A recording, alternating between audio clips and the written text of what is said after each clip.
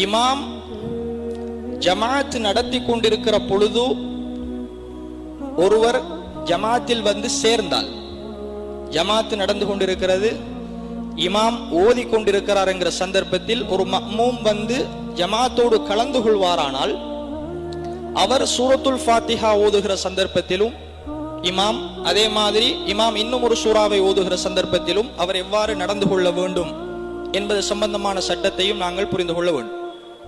இப்ப பள்ளிவாசலில் ஜமாத் நடக்கிறது, இமாம் சூரத்துல் ஃபாத்திஹாவை ஓதி கொண்டிருக்கிறார் என்கிற சந்தர்ப்பத்தில் அப்பொழுதுதான் ஒருவர் வந்து தொழுகையில் இணைந்து கொள்கிறார் என்றால், இமாம் சூரத்துல் ஃபாத்திஹாவின் எந்த பகுதியில் இருந்தாலும் பிரச்சனை இல்லை.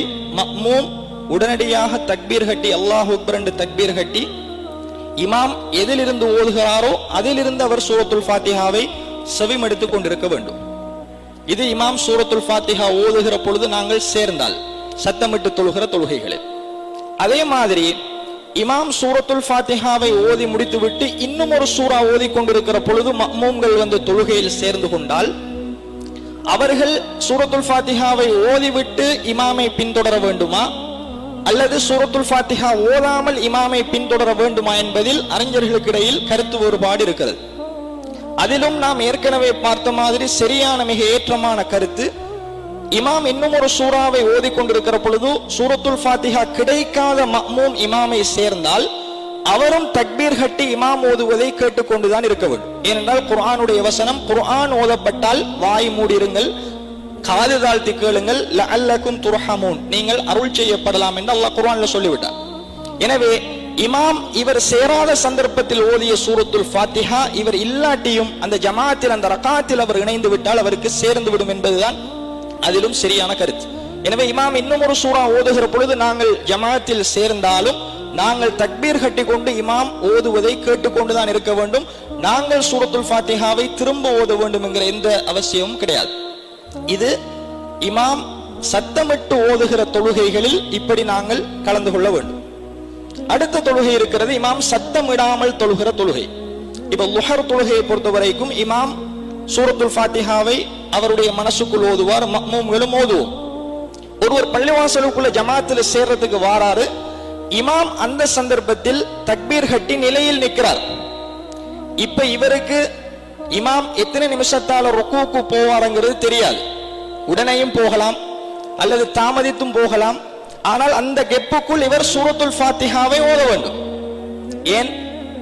லா ஸலாத்த லிமன் லம் யக்ரா பிஃபாத்திஹத்தில் கிதாப், யாரு தொழுகையில் சூரத்துல் ஃபாத்திஹா ஓதவில்லையோ அவருக்கு தொழுகை இல்லை என்று ரசூலுல்லாஹ் சொல்லிவிட்டார்கள். எனவே சூரத்துல் ஃபாத்திஹா ஓதாட்டி தனித்து தொழுகிற தொழுகைகளில் இல்லாட்டி இமாம் சத்தமிடாமல் தொழுகிற தொழுகைகளில் நாங்கள் கட்டாய மஅ்மூம்கள் சூரத்துல் ஃபாத்திஹாவை ஓத வேண்டும். ஓதாட்டி தொழுக பாத்திலாகிவிடும். அப்ப லுஹருடைய தொழுகைக்கு வருகிறார், இமாம் சத்தமிடாமல் நிலையில் நிற்கின்ற சந்தர்ப்பத்தில் இப்போ ஒருவர் வந்து வஜ்ஜஹத்து ஓதுவதா அல்லது அல்லாஹும்ம பாயித் பைனி ஓதுவதா அல்லது சூரத்துல் ஃபாத்திஹா ஓதுவதா?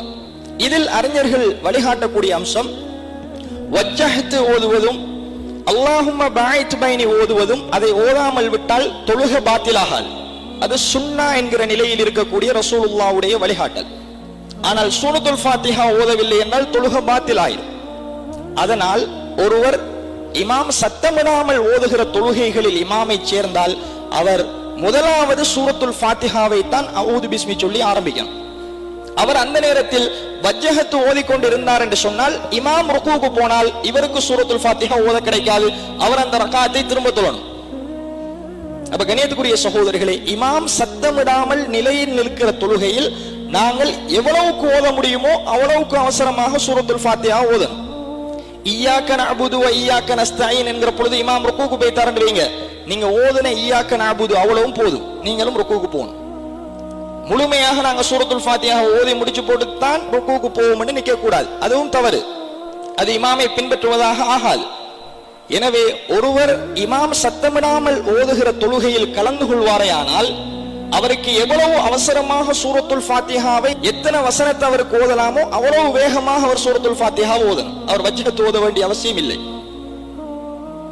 அப்ப கண்ணியத்துக்குரிய சகோதரிகளை, இதை நாங்கள் புரிந்து கொள்ளணும். அதே நேரம் ஒருவர் பள்ளிக்குள்ள வருகிறார், இது இமாம் நிற்கிற பொழுதுதான் இந்த நிலைமை, எங்களுக்கு தெரியாது இமாம் எப்ப ருக்கூக்கு போவாரு. ஆனா நாங்க பள்ளிக்கு வருகிற பொழுது அப்பதான் இமாம் சுஜூதில் இருந்து அடுத்த ரக்காத்துக்கு எழும்புறார் என்றால் அது கொஞ்சம் நீளமாக இருக்கும். அந்த நேரத்தில் நாங்க வஜ்ஹத்தை மோதி சூரத்துல் ஃபாத்திஹாவை மோதலாம், பிரச்சனை இல்லை. இமாம் நிற்கிற பொழுது வந்தால் தான் மஅ்மூம்கள் இந்த சட்டத்தை பின்பற்ற வேண்டும் என்பதை கண்ணியத்துக்குரிய சகோதரர்களே சூரத்துல் ஃபாத்திஹாவுடைய விடயத்தில் மேலதிகமான தகவலாக புரிந்து கொள்ள வேண்டும். எனவே இமாம் தக்பீரில் நிலையில் நிற்கிற பொழுது நாங்கள் பள்ளிக்குள் வந்தால் நாங்கள் அல்லாஹ் அக்பர் என்று எங்களுடைய காது சோனைக்கு நேராக அல்லது தோல் புயத்துக்கு நேராக கையை உயர்த்தி கட்டிவிட்டு காது தாழ்த்தி சூரத்துல் ஃபாத்திஹாவை கேட்க வேண்டும்.